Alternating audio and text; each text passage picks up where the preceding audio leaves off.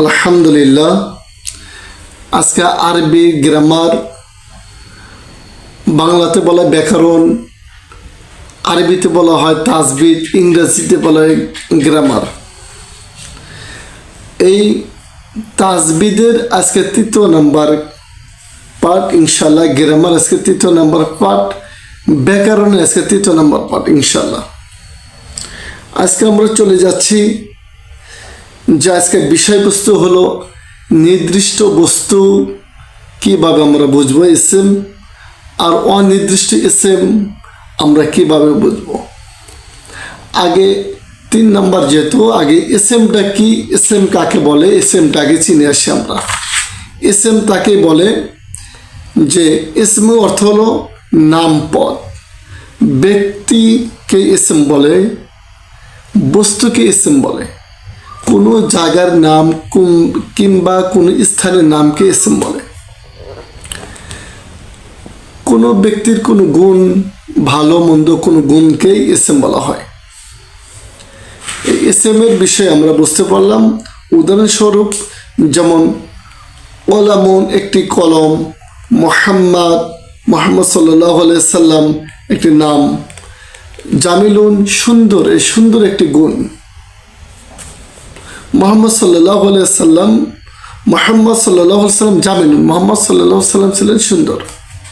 কলামুন একটি কলম, আংতা তার মানে তুমি, আংতা মানে তুমি, যেমন ব্যক্তিকে বোঝানো হয়েছে, এগুলো বলা হয় এসএম।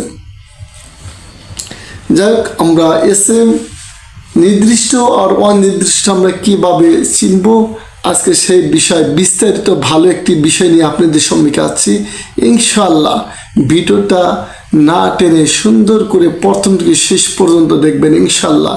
এখান থেকে অনেক জ্ঞানের কথা আছে, অনেক জ্ঞান নেওয়ার অনেক কিছু এখানে রয়ে গেছে। অবশ্য আশা করি যদি আপনি ভালোভাবে যদি এই কথাগুলো আজকে ভিডিওটি যদি ভালোভাবে দেখেন, অবশ্যই আপনি এসএম সম্পর্কে আপনার ফুললি ধারণা ইনশাল্লাহ আশা করি আমার ক্ষুদ্র জ্ঞান থেকে, ছোট্ট জ্ঞান থেকে ইনশাল্লাহ যতটুকু সম্ভব ইনশাল্লাহ পেয়ে যাবেন ইনশাল্লাহ। চলে যাচ্ছি 3 নম্বর পার্টে, নাকিরা কিংবা নাকিরাতুন। নাকিরাতুন অর্থ অনির্দিষ্ট জিনিসকে নাকিরাতুন বলে। আর মারিফাতুন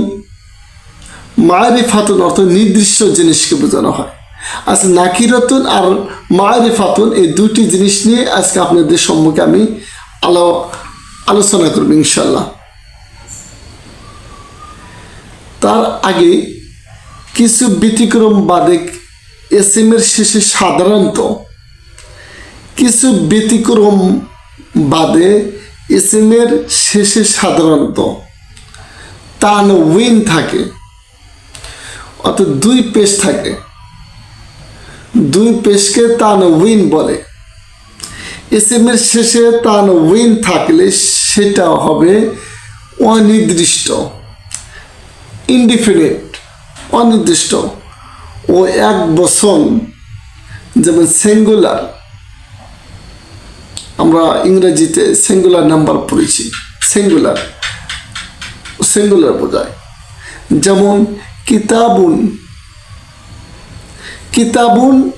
একটি বই, এটা কোনটি বই?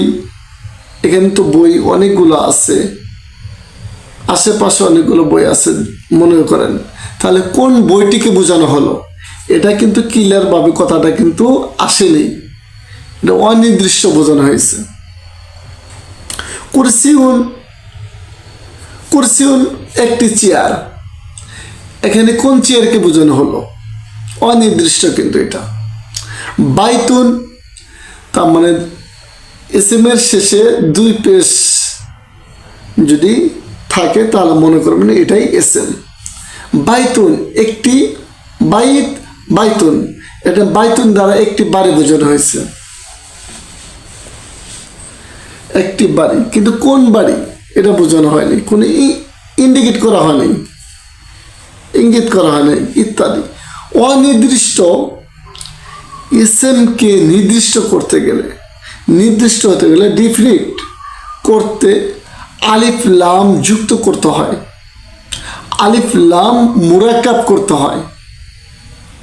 যেমন আলিফ লাম হা মিম দাল, আলহামদু। এই আলিফ লাম হরফটি যুক্ত করতে হয় নির্দিষ্ট করতে গিয়ে। সেই ক্ষেত্রে তানউইনের ক্ষেত্রে দুই পেশের ক্ষেত্রে একটি পেশ বাদ দিতে হয়। হরফের শেষের হরফকে দুই পেশের ক্ষেত্রে একটি পেশ বাদ দিতে হয়। এটা নির্দিষ্ট করার ক্ষেত্রে একটি পেশ উঠে যায়, এটা নির্দিষ্ট করার ক্ষেত্রে আমরা বুঝতে পারলাম যে কোনটা নির্দিষ্ট কোনটা অনির্দিষ্ট। অনির্দিষ্ট যেটা ওটা থাকবে হলো দুই পেশ এসএমের ক্ষেত্রে, আর যেটা নির্দিষ্ট এসএমের ক্ষেত্রে ওটা এক পেশ থাকবে শেষে। আর প্রথমে থাকবে হলো আলিফ লাম মুরাক্কাব অবস্থায়। এই অবস্থাতেই আপনারা এই চিহ্নগুলো দেখেই আপনারা বুঝতে পারবেন। কিন্তু এখন চলে যাচ্ছি নাকিরতুন। আপনি নাকিরাও বলতে পারবেন, গোলতা দম ফেললে গোলতা হা হয়ে যায়, হা হয়ে আর্ধে সেকেন্ড হয়ে যায়। এটা পরবর্তী গ্রামার অংশতে পরবর্তী পাঠের মধ্যে আসবে ইনশাল্লাহ, তখন ভালো করে বুঝতে পারবেন ইনশাল্লাহ। নাকিরতুন, নাকিরতুন বলতে এটা অর্থ হলো অনির্দিষ্ট।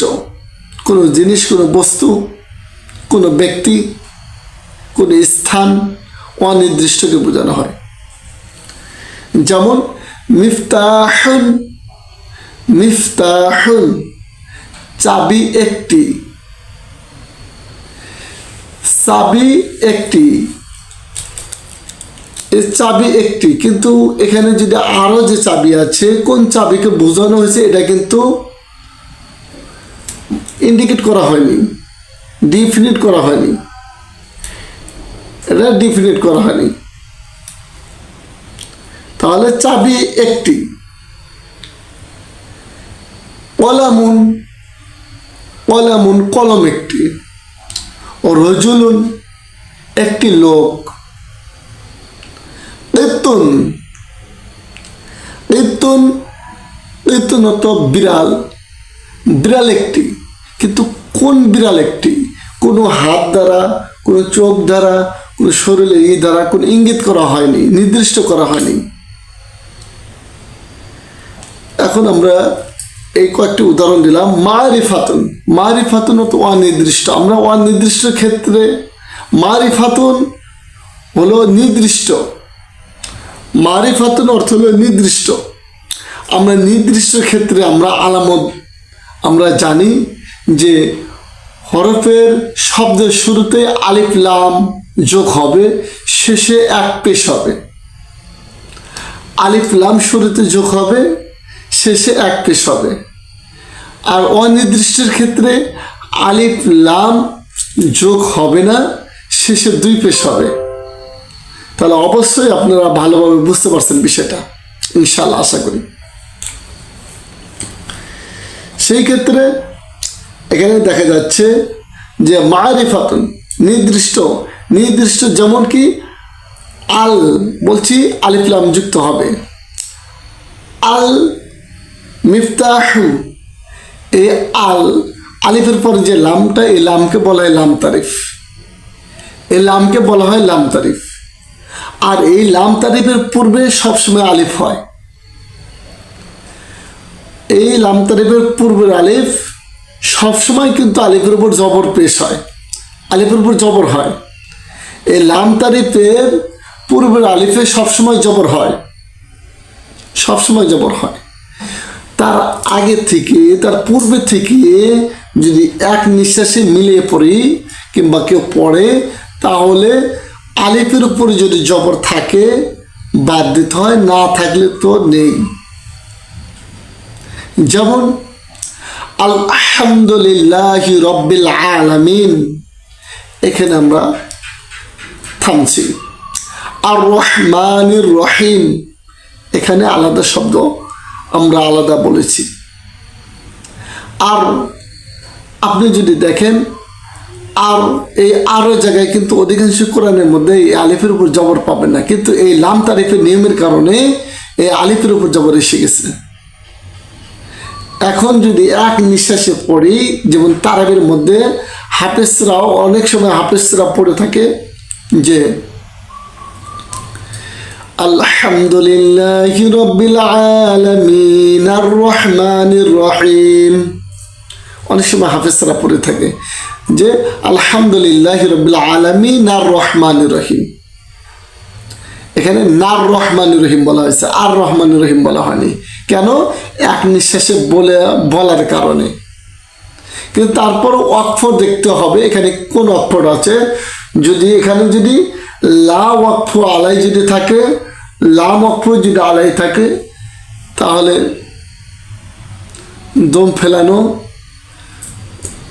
ফেলানো যাবে না। আর নিচে যদি আবার কোনো অক্ষ থাকলে তাহলে এখানে পড়াও যাবে না, অবশ্যই নিঃশ্বাস ছাড়তে হবে।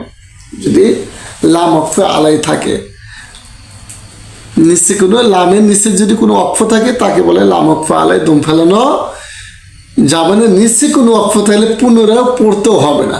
তার মানে কি, নিচে অক্ষ থাকলে অবশ্যই থামতে হবে, এটা বোঝানো হয়েছে।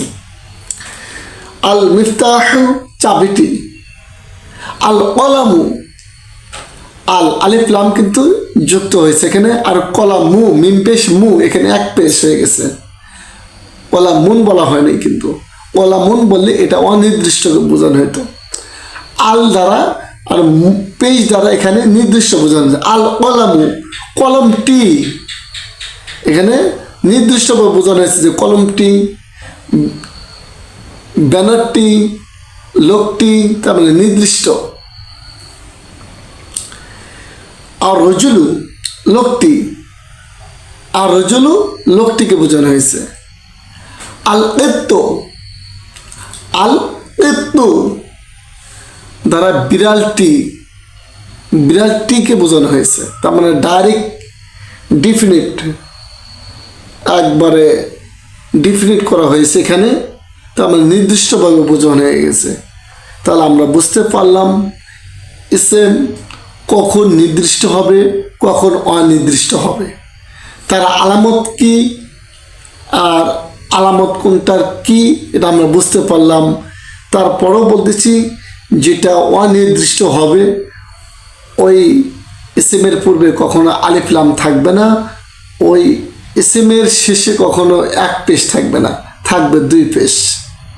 যেটা নির্দিষ্ট ইসেম তার পূর্বে আলিফ লাম মিম থাকবে, শেষে থাকবে এক পেশ, তার মানে হরকত।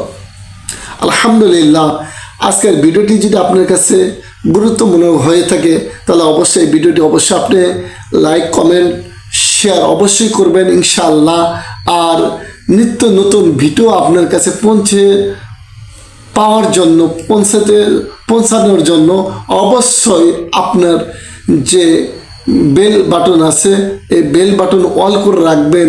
আর দয়া করে অবশ্যই চ্যানেলটি সাবস্ক্রাইব অবশ্যই করবেন, কারণ আপনাদের জন্য আমি কোরআনটা কিভাবে আপনারা অর্থ সহকারে কিভাবে অর্থ ভালো করে বুঝবেন, ইনশাআল্লাহ পরবর্তী সামনে আরও ভিডিও আসতেছে। ইনশাআল্লাহ আশা করি যে এরকম হাজার হাজার শব্দ আপনাদের সম্মুখে আমি নিয়ে আসবো ইনশাআল্লাহ। আর এই শব্দগুলো যদি পেতে চান কোরআনের, তাহলে অবশ্যই ভিডিওটি অবশ্যই লাইক, অবশ্যই কমেন্ট করবেন আর সাবস্ক্রাইব অবশ্যই করবেন। আল্লাহ তাআলা রাব্বুল আলামিন আপনি আমাকে নেক হায়াত দারাজ করে এই দুনিয়া থেকে বিদায় নেওয়ার মতো তৌফিক দান করুক। আমিন। ওয়া আখির দানা আনিল হামদুলিল্লাহি রাব্বিল আলামিন।